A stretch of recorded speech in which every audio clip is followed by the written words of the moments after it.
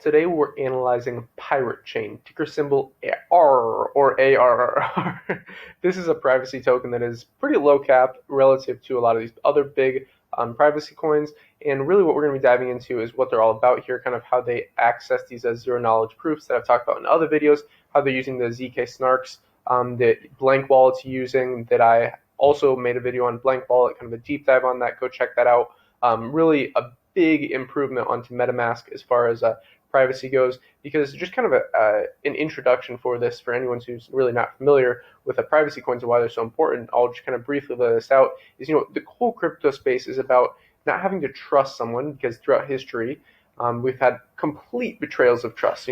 Citizens believing their ruler, and throughout many times in history, really, if you zoom out, people have just been betrayed, and trust is the main issue because things happen behind closed doors, and it's not equal. Essentially, there's not an even playing field, and we see this today when it comes to the finance industry, and that's really where I see the improvement that decentralized finance can make on this.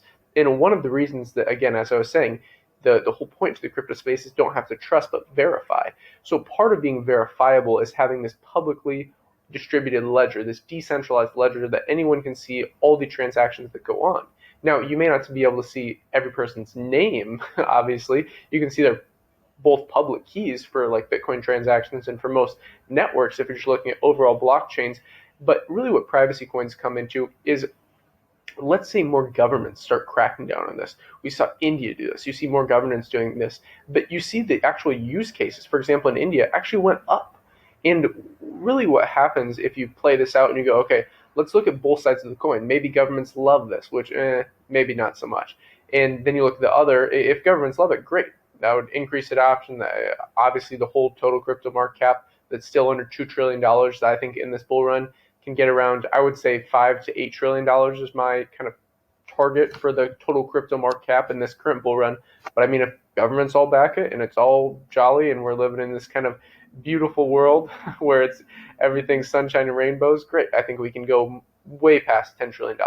But if governments really start to crack down on it and start saying, okay, if we find you using these protocols, these decentralized protocols, you get blank amount of time in jail. People will stop using them. And that's really where privacy coins come in, because it should be your right to do whatever you want. We've seen throughout history, at one point in time, the US government said it's illegal for you to own gold after they took it off the gold standard. So how insane is that? I mean, I don't want to go off on a rant. I want to dive into this, but it's one of these crazy things when you just look at macroeconomics, and it really shows the use case of privacy coins. That's why I think all of them are great. I think you should be careful with lower cap ones like this. While I think they have great use cases, I am a little worried about this daily volume, which we'll be covering lastly here, more talking about this actual R token. Seeing this only around $500,000 and it's a $70 million market cap is a little bit concerning, but a lot of people using this are just holding it. The point of a privacy coin is not to necessarily be constantly trading it and speculating margin trading. That's kind of for another set class of if you're doing this. But what a lot of people use privacy coins like Zcash, Monero, Tornado Cash, that I've talked about in other videos, is for really their own sovereignty and really having their own kind of, you can think about this as having gold stored in something like Switzerland. A great way to store physical commodities that we talk about on this channel is having it in an offshore vault. And offshore shouldn't throw you off that much. Really, offshore, in my opinion, is kind of the new onshore. So anyways, I digress. I don't want to dig into that too much. That's why I have timestamps in these videos. So if you want to skip ahead, you can. But let's dig into Pirate Chain. Essentially, they claim to be the most anonymous cryptocurrency, a truly private and decentralized blockchain. So that's what most privacy coins claim to do, obviously. But I do like what Pirate's doing as far as kind of taking the best and leaving the rest on the privacy coin market. So Pirate Chain is 100% private send cryptocurrency. It uses a privacy protocol that cannot be compromised by other users' activity on the network. Most privacy coins are riddled with holes and created by optional privacy. Pirate Chain uses ZK snarks. So this is true, by the way, about other ones. I've talked about this in other videos, but they use ZK snarks similar to what Blank Wallet does. So I love that type of cryptography, by the way. I've made a video, like I said, on zero knowledge proofs, so go check that out if you're not familiar. Vitalik has talked about how this is so important, zero knowledge proofs. He talked about it on the Tim Ferriss podcast. So they use this to shield 100% of the peer-to-peer transactions on the blockchain, making for highly anonymous and private transactions. So you can see these are some of they don't necessarily have. If you click on this, you can go to donations, but I won't cover that in this video. These are the basic features. So you have independent technology, private transactions, future-proof. This is important, the future-proof thing. So scalping upgrade implemented and opens the path to light wallets, mobile wallets, and point-of-sale functionality. So I'm not going to dig into the wallets, but essentially that's how maybe I can make a video if you guys want specifically on this. They just have all these, you can run a full node. That's the one they recommend, the treasure chest. It's available on, Mac OS and Android. And then they have these mobile wallets you can use, Light Wallet, Paper Wallet. If you want true privacy, true control, I always think Paper Wallet's a good way to go, but it just depends what you're optimizing for. Ideally, you have it kind of spread out. So for ease of use, you'd want a mobile wallet. For Treasure Chest, you want online security. For Paper Wallet, you want like endgame. Like if you're someone that's not too optimistic about the future of where the world's going, you probably want a Paper Wallet. Because what if the internet goes down? This is like for people that paper wallets are mainly. I personally think it's a good way to diversify, from potential technology risk. But again, you have to also think about, if all the internet goes down and technology goes down, there's a lot more things to be worried about than, your pirate coins. But again, to each their own. So private transactions, you have ready to use fundamentals, complete mainnet launches. That was a long time ago. Total anonymity, the Tor network is supported by the Pirate Chain and the e-commerce enabled. So again, guys, it's great. You see all these projects offering incredible things. I love what they're saying here. No doubt. I love what they're saying. I love what most projects in the cryptocurrency space are doing, especially when you contrast this with centralized kind of legacy systems. The main thing is be very careful with this. This daily transaction volume is a little bit concerning. It's fairly low cap at $70 million. Do your own research. That's why I have that video linked in the description down below. I'll be doing an updated video of that one soon. But do your own research. If you invest in this, I highly recommend de-risking just because of this, especially if you're not too familiar about it. If you really understand this and you dig into the code, which if you understand code, I understand code personally. I've written code, I've written programs in the past. Highly recommend digging into that so you can kind of do your own kind of miniature audit on this, especially on low caps. That gives you a huge edge to get into something like this when other people may find it risky because, again, high risk, high reward. It's part of playing the game. So the developers who created Pirate Chain believe that it's the best use of the protocol is a chain that requires private sends only. Delayed proof of work, DPOW, protects. I love the proof of work system, protects Pirate. I've made a video on proof of work versus proof of stake, by the way.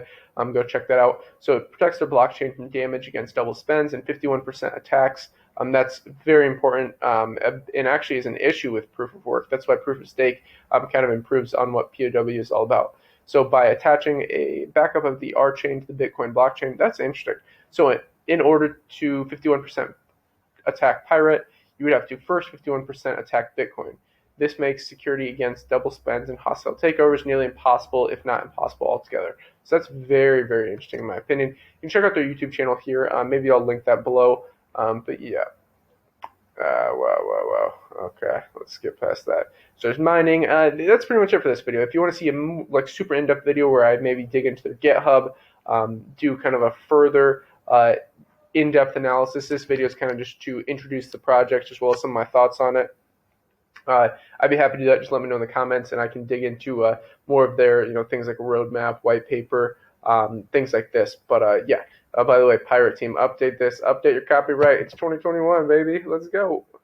About Pirate Chain, this is again pretty more like in-depth details in their about page. But let's see. I was going to show you one thing. Oops, sorry about that. They had this that I actually really liked.